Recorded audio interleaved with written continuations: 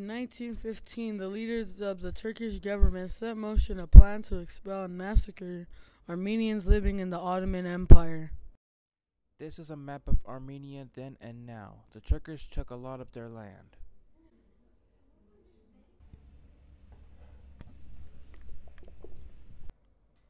Many women and children were captured and put on death marches, and the men were likely killed.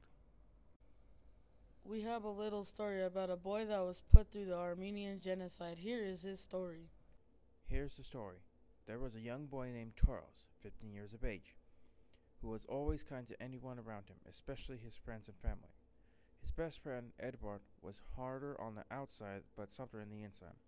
One day, both Toros and Edvard were hanging around the village when suddenly they heard the roar of trucks moving in towards the village.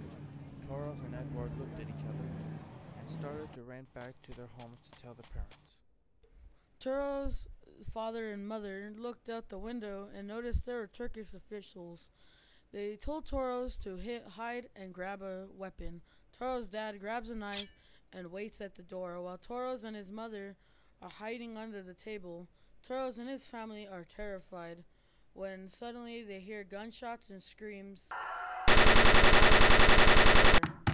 Then the door was kicked down. Toros' dad stabbed the official and was fatally shot by more officials. Toros ran towards the official screaming with the knife in his hand, but the official knocked him out with the back of the gun. Hours later, he woke up in a Turkish official's truck with his mother. He had no idea what was going on. The Turkish military had taken the remaining Armenian survivors to Mount Ararat.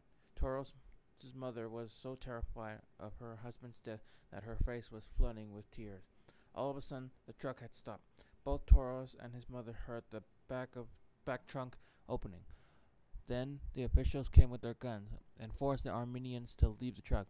Toros and his mother had stepped out of the truck and into the bright hot sunlight. The mother had survived for 4 days until death.